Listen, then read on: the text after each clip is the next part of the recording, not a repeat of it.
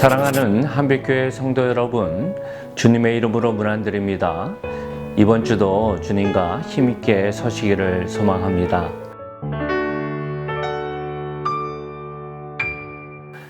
우리는 계속해서 누가복음 말씀을 함께 보면서 십자가로 향하는 우리 예수님의 모습을 봅니다.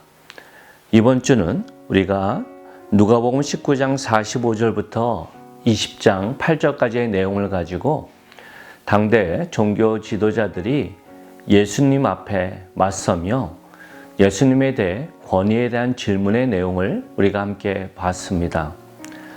누가복음 20장 1절에서 2절을 보면 이렇게 시작합니다.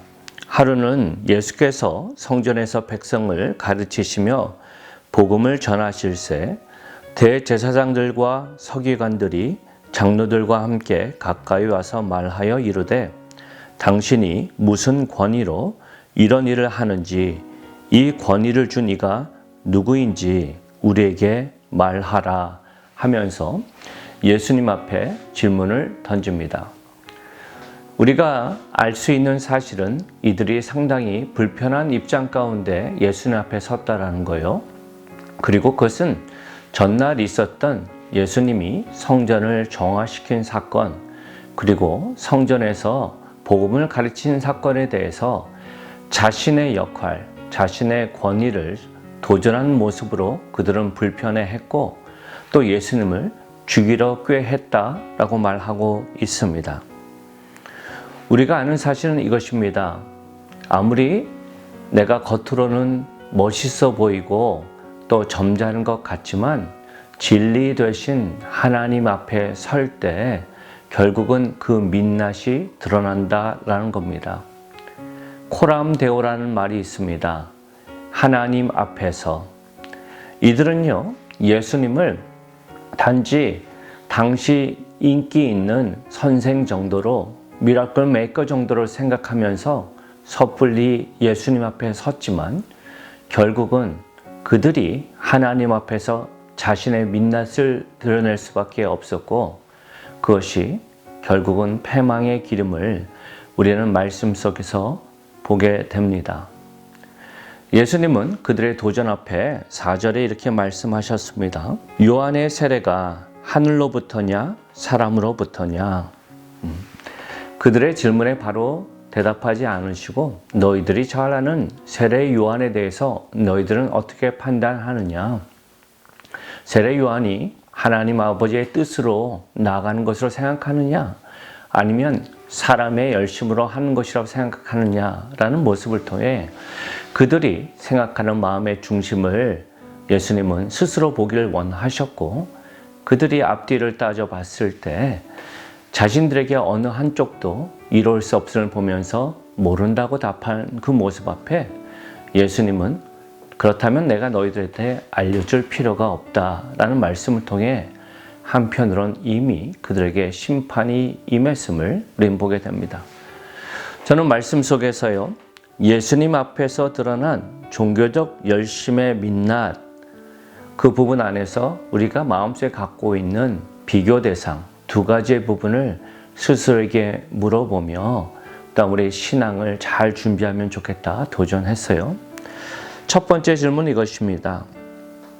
돈과 권리인가? 아니면 생명인가? 무엇이 나의 열심의 중심에 있는가? 라고 도전하는 것입니다. 그들이 그토록 흥분하고 화를 냈던 것은 다른 어떤 신앙적인 신념에 도전받은 것이 아니라 물질적인 자신의 권리, 힘에 대한 부분에 도전받았기 때문에 그토록 흥분했습니다. 19장 45절에서 46절을 보면 성전에 들어가사 장사하는 자들을 내쫓으시며 그들에게 이르시되 기록된 바 내 집은 기도하는 집이 되리라 하였거늘 너희는 강도의 소굴을 만들었도다 하시는지라. 당대 성전은 기도하는 모습보다는 다른 목적으로 사용됐음을 우리는 알아야 합니다. 첫 번째는 환전소의 모습이었고 두 번째는 하나님께 올릴 제물을 사고 파는 장소로 사용됐다라는 것이죠. 중요한 사실은 그것이 어디서 이루어졌냐라는 겁니다. 바로 이방인의 뜰에서 이루어졌습니다.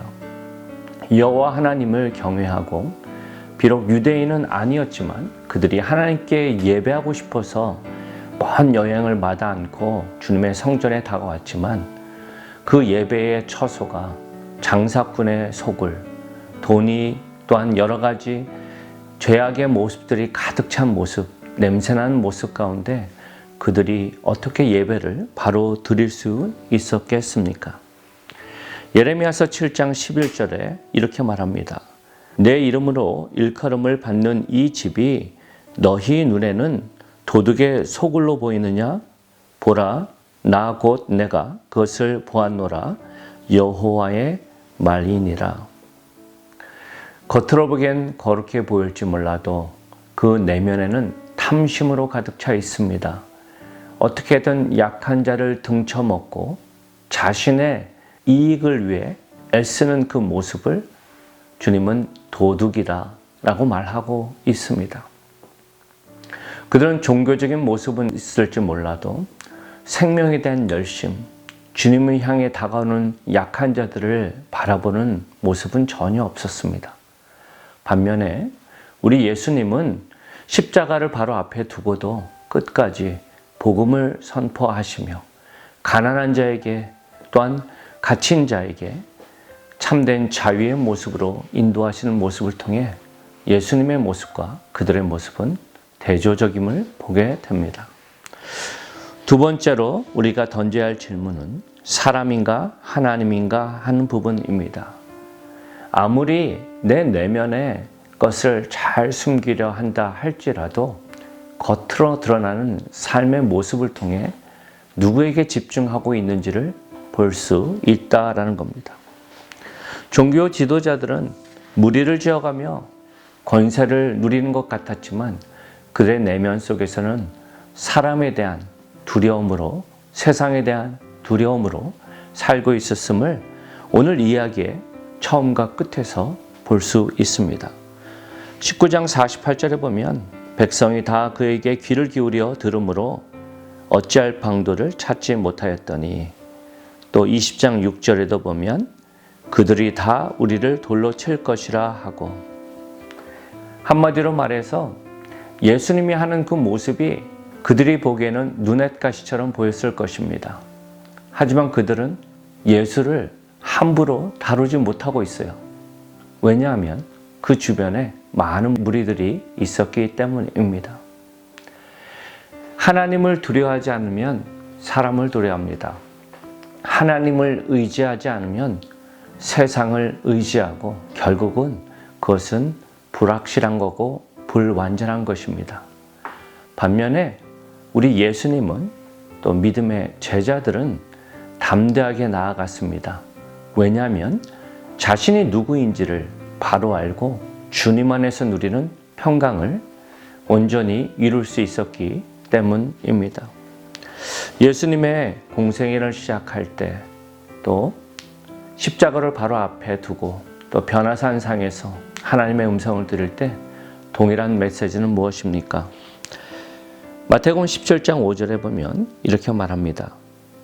호련히 빛난 구름이 그들을 덮으며 구름 속에서 소리가 나서 이르시되 이는 내 사랑하는 아들이요 내 기뻐하는 자니 너희는 그의 말을 들으라 하시니라.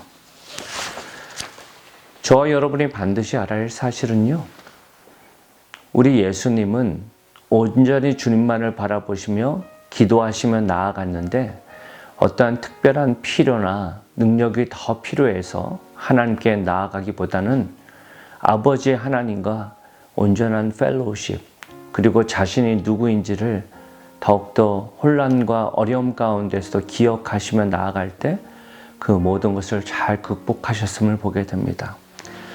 내 사랑하는 아들이요, 소속을 말합니다. 내 기뻐하는 자니, 가치를 말합니다. 너희는 그 말을 들으라. 당신의 권세를 말합니다. 저와 여러분도 마찬가지입니다. 세상의 많은 소리들이 우리의 가치를, 우리가 어디에 속해 있는지, 또한 우리의 능력에 대해서 함부로 판단하고 정죄합니다. 하지만 우리가 기도를 통해 하나님을 바로 의지하며 나아갈 때 우리는 그 안에서 평강을 누리고 담대하게 설 수 있음을 믿습니다. 바라기는 우리 성도 한 분 한 분이 그 모습 속에서 힘있게 서시기를 높으신 예수님의 이름으로 축원드립니다. 함께 기도하겠습니다. 참 좋으신 아버지 하나님, 감사합니다. 우리의 연약함을 불쌍히 여기시고 먼저 찾아와 주셔서 하나님과의 우리와의 관계를 주 안에서 회복해 하시며 십자가의 은혜로 나아가는 믿음의 백성으로 설 수 있도록 인도하심을 주님 감사합니다. 코람데오, 우리가 매 순간 주님 앞에 바른 모습으로 설 수 있기를 소망합니다. 종교가 아니라 생명으로, 소망으로 설 수 있는 저희들이 되기를 원합니다.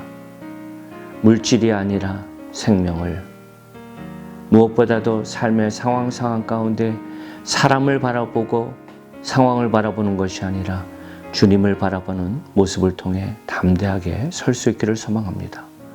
주여, 우리 성도들 한 분 한 분을 붙잡아 주시고 비록 힘들고 어려운 상황 가운데에서도 주님 바라보시며 삶의 자리에서 힘있게 서실 수 있도록 인도하여 주옵소서. 모든 영광을 주님께만 올립니다. 사랑이 많으신 예수님 이름으로 기도합니다. 아멘. 사랑하는 성도 여러분, 이번 남은 한 주도 주 안에서 승리하십시오. 사랑합니다.